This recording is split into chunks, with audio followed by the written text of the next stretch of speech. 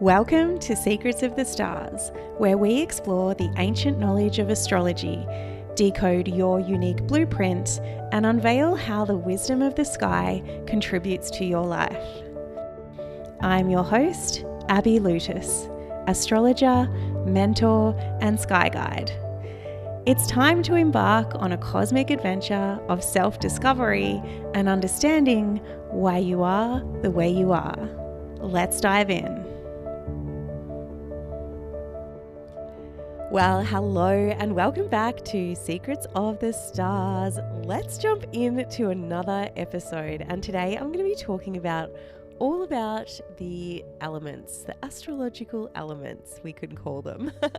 Now, as this episode goes to air, I will have finished my tour in Western Australia and most likely be back in Alice Springs in the Northern Territory to continue with my tour guiding work out on the Larapinta Trail. So I am excited. I might get a chance to come in here and do a more live episode around that time.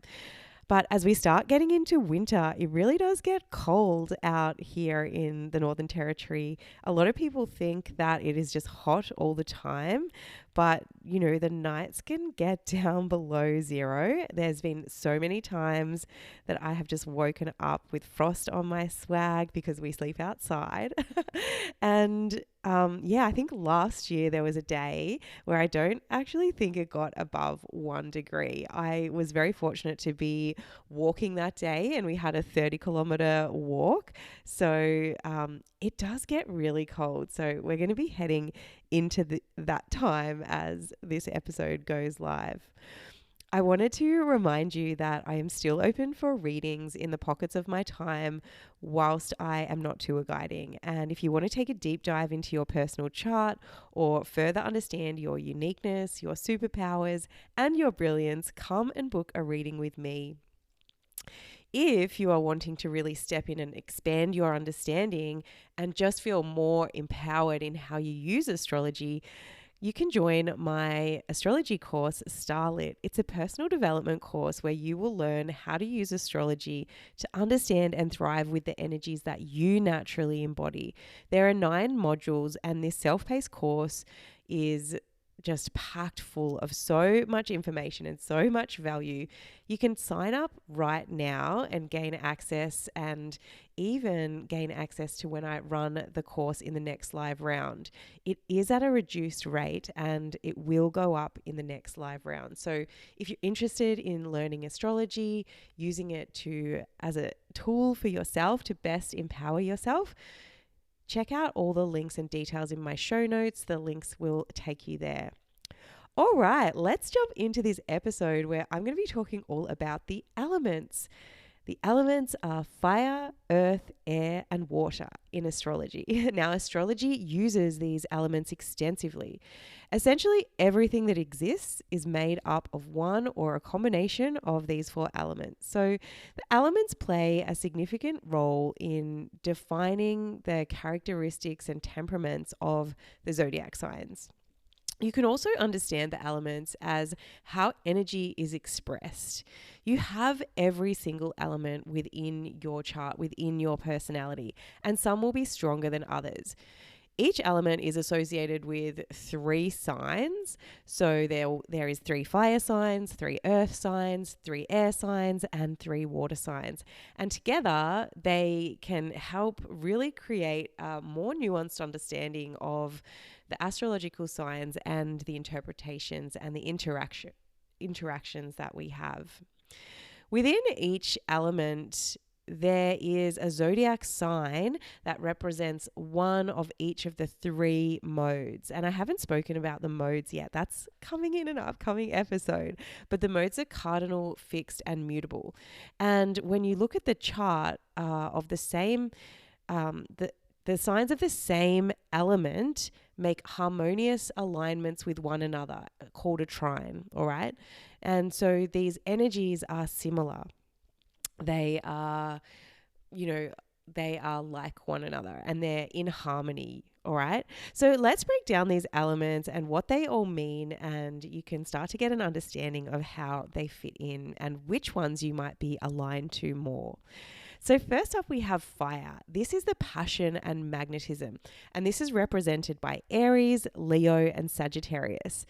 You can check out my sign mini series if you want to further understand the zodiac signs in depth. I think we're up to Taurus, and I've got another episode coming. The next one is, no, we're up to Gemini. The next one coming is Cancer. So I will be making my way slowly through that little mini series. This is just a quick overview more of the elements. So we can group these signs into the fire element. Now, anything on Earth, as I was saying, can be placed into these elements. It's essentially what is needed for life. And fire is the most subtle, but it is required for illumination, for warmth, for electricity. Fire energy is an outward expressing energy. This can be said as a doing energy, a positive energy, yang, masculine. These are just terms to describe the polarity. And we can look to fire in our everyday lives to understand the qualities of this element. So the qualities of fire is that it's hot and dry, no surprises there. And the flames of fire are intuitive, okay? They don't think, they just burn, and they know where to burn, and they just constantly moving and changing and fluxing with the campfire.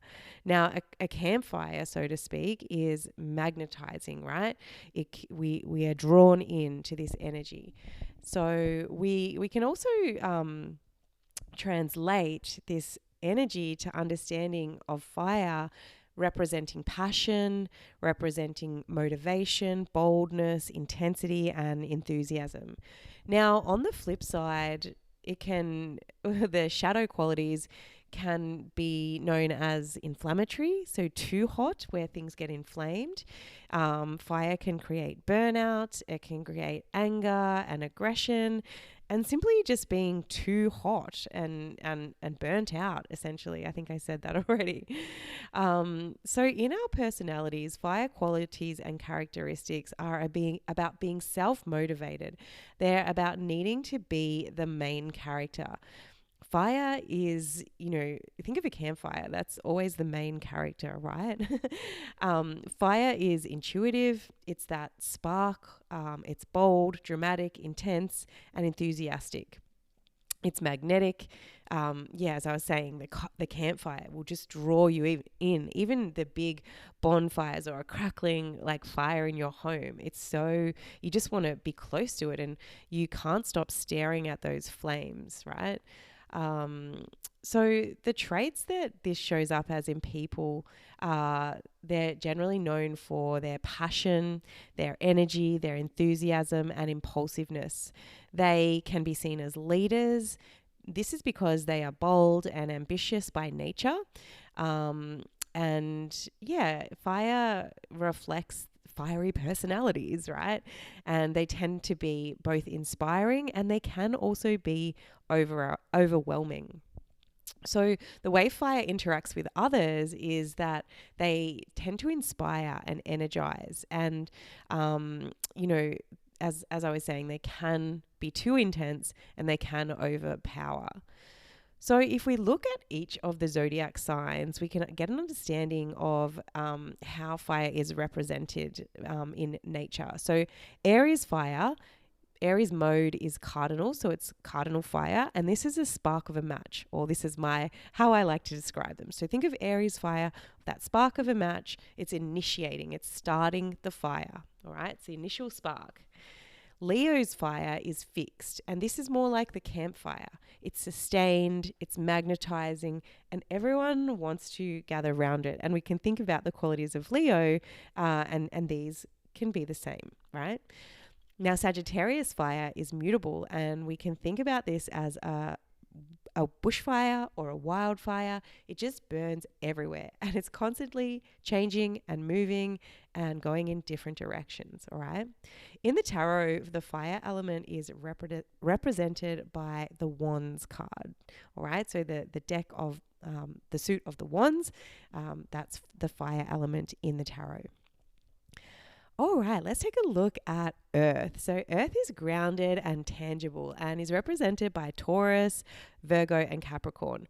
Earth energy is the densest element and the densest energy of all the signs. But it is required. It's required for stability. It's required for materializing things in the practical world. As I was saying in my opening, earth energy is grounded and tangible. And it is often softer and maybe more a little bit internally expressed in its energy.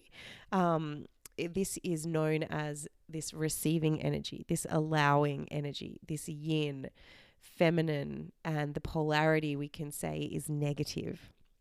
So, like the earth, the energy is cold and dry, and it's dense and stable. And it's about things that you can touch, things that are physical and tangible by nature. All right. So, this energy can also be understood as secure, practical, stable, responsible, and it can also get stuck because it is that really dense energy. And Earth can be set in their ways or in its ways. And it can be stubborn and it can be picky. So being associated with the material world, it's those things that we can touch and see. And the characteristics of people, they will tend to be more grounded, more stable, even more connected. And we could just simply call them down to earth, right? Earth people are resourceful, they're practical, and I would even say that they are like here living in the real world, as opposed to being off with their imagination. Earth energy is connected to the environment around them, the senses, they love nature, and the senses are really important for the earth element and for the earth signs as well. But too much earth, as I was saying, they can become stagnant and stuck or like fixed and, just like have roots and not be able to move. Traits of earth personalities are, as I have been saying, grounded, practical, stable. Security is probably a really big thing to them, and they might be conservative because they value security and they value material things. They tend to be hardworking and known for being thorough and reliable. All right. The way they interact with others is by providing stability and support to the other signs and helping the other energies ground. But yeah, as I was saying, they can bring in that stubborn element or even be too cautious. All right. Now, earth in nature, and it's represented by the 3 signs. So the first up, we have the fixed earth, and this fixed earth is like solid as a rock or a tree, grounded with roots. And this is Taurus, okay? This is the densest of all the earth energies. Then we have mutable earth, and this is like constantly growing crops that are perhaps ever blooming and ever changing by nature. This is represented by Virgo. And finally, Capricorn represents the cardinal earth. And this is like a high mountain peak, and it just wants to be climbed. It wants to be initiated and just like get to the top of that mountain. That's the Capricorn energy. In the tarot, the earth element is represented by the pentacles. All right. Let's have a look now at the air element. So air is intellect and innovative and represented by Gemini, Libra, and Aquarius. Air energy is outward expressing energy. So the doing, the yang, the masculine, the positive polarity. And air is fast moving. It's probably the fastest. It is the fastest of all the elements. So it holds, it's hot, fast, and it moves up. All right. So this energy is associated and connected to the mind, our mentality, the mindset, how you think and what you think about, and what is actually going on in your mind. Air is light, it's clear, it's dynamic, it has flexibility, it moves fast, swiftly, and yeah, as I said, it represents that thinking, what is going on in the mind, ideas, conversations, talking, socializing, problem solving, creating in the mind. But too much air can lead to overwhelm because we have this busy mind, right? It brings out the monkey mind, the overthinking, and the being unable to think straight, even the anxious energy. So anxiety can be too much air energy. So it can be too much of being in your head, but that's what air energy is. It's up in the head. It's communicative, and air thrives with ideas. Okay. It's, it can be very focused if it's balanced at the right amount of air. But too much air can, again, I've said, be overwhelm, but can also be flighty and a loss of thought, and even being disconnected from the body. All right. So air people are intellectual, they're curious and communicative, they are thinkers, and they often express themselves through rational analysis and communication. And air signs are associated with social interaction, with ideas and actions based on thoughts. All right.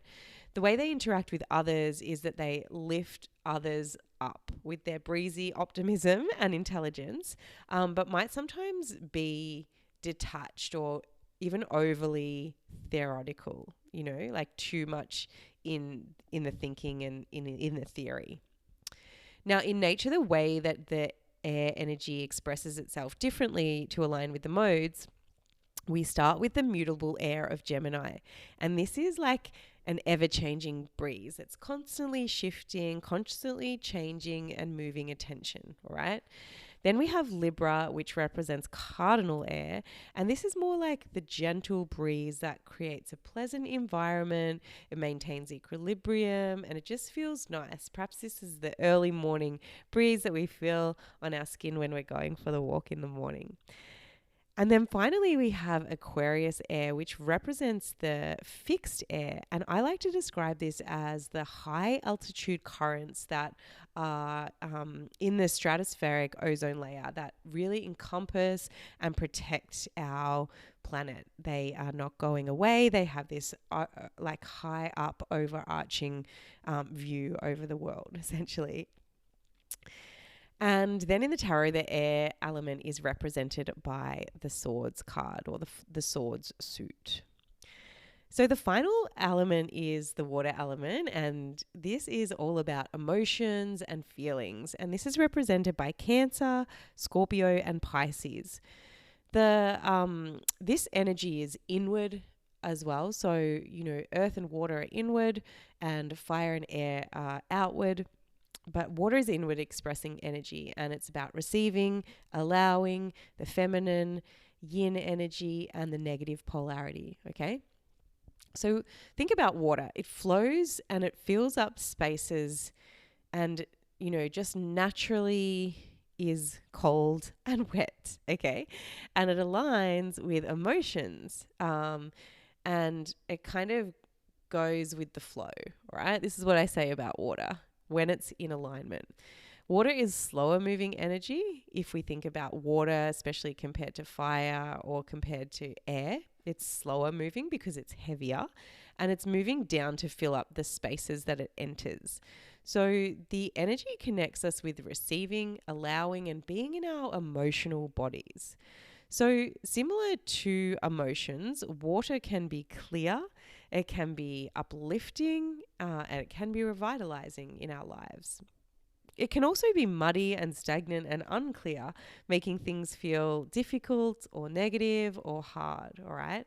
So water represents a connection with the feelings and emotions, thinking with the heart and having a strong ability to connect emotionally and understand others' feelings. Water people find it easy to go with the flow when they are in harmony and alignment and weather a storm, all right? Water is simply emotional. Too much water can be over emotional or unable to connect with what's going on around them, all right? Because they're too absorbed in this emotional world. If we were looking at traits of the water people, water signs, they're emotional, intuitive, sensitive, They are deep and often secretive, right? They have that need for privacy, but also emotional security and a lot of depth within relationships. Water is also associated with creativity and the subconscious. Now, the way that they interact with others is that they can provide emotional depth and understanding, but this can also be too overwhelming, right? Especially if there is moodiness, or if there's oversensitive reactions, that can be a trait of the water element. So the ways that water express itself within the different modes, first off, we have Cancer representing the cardinal water, and I describe this as a fertile rock pool. It's like the beginning of the ocean where life begins.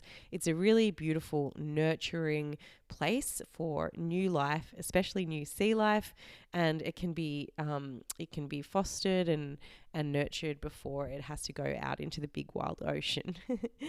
Fixed water is represented by Scorpio, and this is consistent energy, right? I liken this to standing at the bottom of a waterfall, or because the water is just never stopping, right? It's just going to constantly fall. Or the other way you could describe it as being in the wave zone, right? So where the waves just never stop coming, right? They just keep coming, keep coming, keep coming. So this water is intense and never stops flowing. And then finally, Pisces represents mutable water. And this is like the wild open ocean and all of its depths that have just been, not all explored, right? So the ocean can be stormy, it can be wild, but it can also be calm and still and glassy. And this is Pisces. All right. If we were to look at the tarot, the water element is represented by the Cups suit. So in astrology, astrology often considers the balance of elements in a person's chart to understand one's personality and tendencies better.